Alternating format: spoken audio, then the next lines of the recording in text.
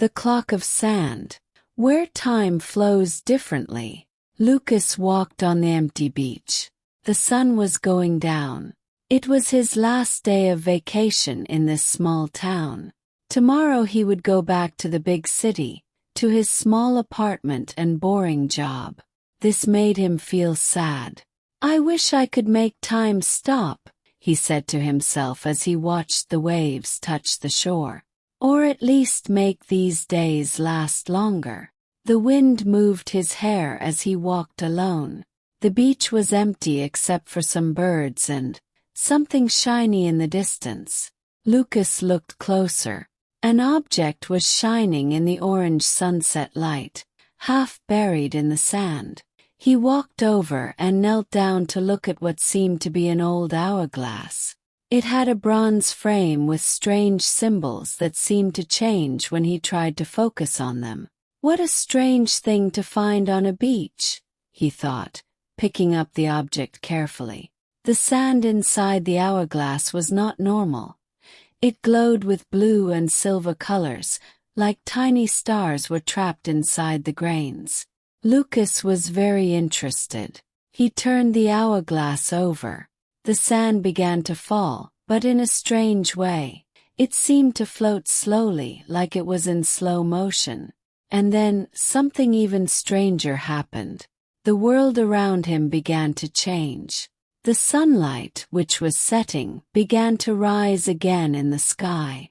The waves moved backward and forward at a fast speed. Lucas felt suddenly dizzy and closed his eyes. When he opened his eyes again, the beach was different. The sand hills had changed position, and where there was only sand and sea before, now there was a small wooden cabin with an old sign that said, "Timekeeper." "Hello," Lucas called, walking carefully toward the cabin. "Is anyone there?"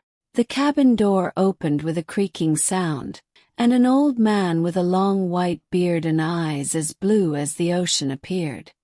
He wore simple linen clothes, and around his neck hung a small hourglass similar to the one Lucas was holding. "Ah, finally you have arrived," said the old man, as if he had been waiting for Lucas for a long time. "You found the clock of sand." Yes," Lucas answered, confused. "What is happening? Who are you?" The old man smiled kindly. "My name is Kronos. I am the keeper of this part of the beach, a place where time flows differently from the rest of the world." "I don't understand," said Lucas, looking around. "Where am I exactly?" "You are in the same place, but in a different time," explained Kronos. "The clock of sand you are holding is a very special object. It allows its holder to travel between moments, not just forward and backward in time, but also to the spaces between seconds, where time expands." Lucas looked at the hourglass in his hands. The sand continued to fall slowly, glowing with its own light. "Why me? Why did the clock appear to me?" he asked. "The clock chooses those who need to learn something about time," answered Kronos. "You wished to make time stop, didn't you? To make your happy moments last longer." Lucas nodded, surprised that the old man knew his thoughts. "Come with me," invited Kronos, gesturing for Lucas to follow him inside the cabin. The inside was much bigger than it looked from outside. The walls were covered with clocks of all kinds: wall clocks, wristwatches, hourglasses, small sundials, all working at different speeds. Some were so fast their hands were just a blur, others so slow they seemed frozen. In the center of the room was a round table with a strange map, not of places, but of what appeared to be timelines intertwined, glowing softly. "Each person experiences time differently," explained Kronos, running his fingers over the map. "For a child playing, an hour can seem like just a minute. For someone waiting in line, a minute can seem like an hour." That's just perception, argued Lucas. Time still passes the same way. Are you sure? Kronos smiled mysteriously. What is time but our experience of it? The clock of sand allows you to explore this truth more deeply. Kronos took the hourglass from Lucas's hands and turned it 3 times. You have 3 trips to make, 3 lessons to learn. After that, you must decide whether to return the clock or keep it. Both choices have their consequences. Before Lucas could protest, Kronos turned the hourglass. The sand began to fall, and the world around them dissolved into a whirlwind of colors and sounds. When everything became stable again, Lucas was in a park. Children were running and playing, their laughter echoing in the air. He recognized the place. It was the park near his childhood home. And then he saw a boy about 10 years old, sitting alone on a swing reading a book. It was himself many years ago. He cannot see or hear you, said Kronos, who was beside him. We are just watching. Lucas approached his younger self, fascinated. The boy seemed so absorbed in his book, so lost in another world that he didn't notice time passing. Do you remember this day? Asked Kronos. Lucas frowned, trying to remember. Vaguely. I used to come here to read when I wanted to escape.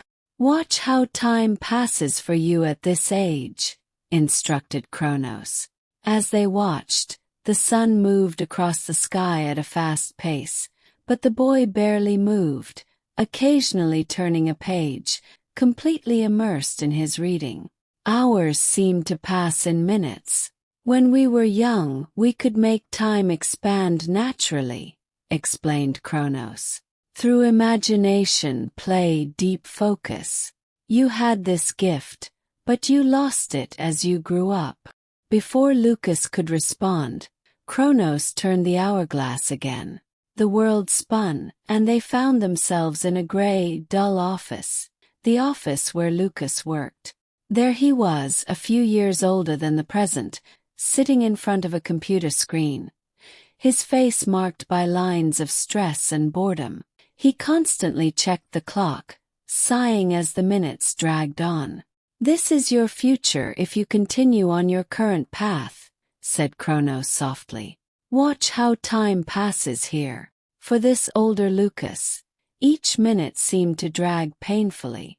The clock on the wall barely seemed to move, while he alternated between mechanically typing and anxiously looking at the time. Here you wish time would pass faster, observed Kronos. You count the minutes until you can escape.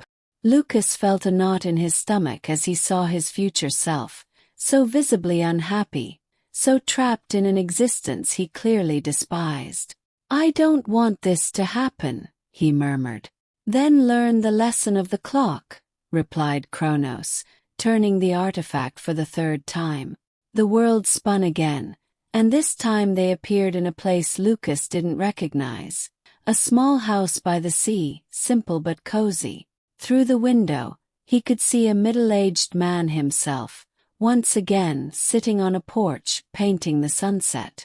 This older Lucas seemed serene, with laugh lines around his eyes instead of worry marks. He worked on his painting unhurriedly, occasionally stopping to simply enjoy the view, a slight smile on his lips. Is this, Lucas began to ask, a possible future, completed Kronos, one in which you learned the lesson of the clock of sand? As they watched, time seemed to flow at a perfect pace, neither too fast nor too slow. The older Lucas worked on his art, chatted with passing neighbors, prepared a simple meal, all with a mindful presence that the current Lucas rarely experienced. He's not trying to make time stop or speed up, realized Lucas. He's living inside it. Exactly, Kronos smiled. The secret is not to try to control time but to learn to dance with it.